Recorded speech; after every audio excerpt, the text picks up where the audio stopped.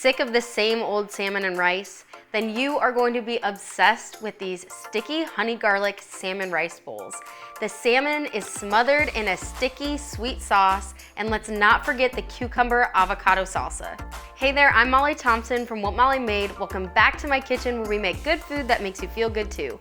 Today we are making salmon rice bowls. Start the coconut rice and then you'll make all of the salmon and toppings while it's cooking. You'll have a dinner done in 30 minutes. Let's get started. Add 2 cups of long grain white rice or basmati rice to a large bowl and fill it with water. Stir it around, then drain it the best you can by pouring the water out of the side of the bowl. Add more water and repeat this process a few more times to remove excess starches off the rice. This helps the coconut rice become light and fluffy rather than gummy and thick from the excess starch. Once it's rinsed, pour 1 1/4 cups of water into a medium saucepan over medium-high heat. Stir in 1 can of full-fat coconut milk and 1 teaspoon of kosher salt. Bring it to a boil, then add the rice, stir once, then reduce the heat to medium-low and cook covered for about 20 minutes. While the rice is cooking, let's quickly whip up the cucumber avocado salad. In a medium bowl, add 2 diced avocados and 1 diced English cucumber. The skin of the English cucumber is much softer and easier to eat, so leave it on for extra crunch and nutrients. You'll need to peel a regular cucumber if that's what you have on hand. To that, add 1/4 cup of finely sliced onion, 2 tablespoons of lime juice, and 2 tablespoons of finely chopped cilantro. Give that a quick stir and then set it aside to let it marinate while the rest of the meal comes together. The reason we're making the salad and the rice first is because this salmon really comes together in just a few minutes.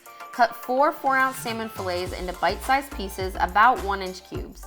I prefer to cook my salmon with the skin on, even when it's in small chunks. The skin works to protect the delicate fish from overcooking, which can happen easily because these chunks are so small. If you do it this way, you can either eat the salmon with the skin on or remove the skin from each piece before serving. However, if this feels like too much work for you, you can ask your local grocer to remove the skin of the salmon at the counter. Once your salmon is cut, quickly whisk together the sauce.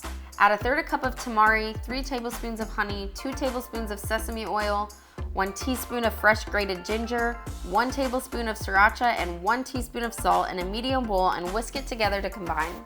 Add 1 to 2 tablespoons of olive oil or avocado oil to a large skillet over medium-high heat.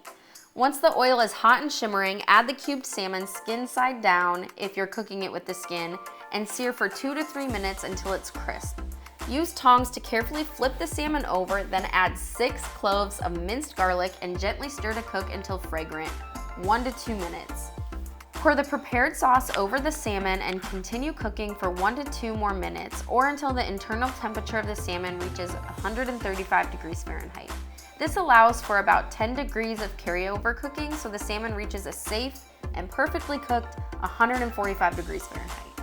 Remove the salmon to a clean cutting board, plate, or bowl, then turn the heat down to medium-low and whisk the sauce. Allow it to simmer for 3 to 4 more minutes to thicken, then remove it from the heat.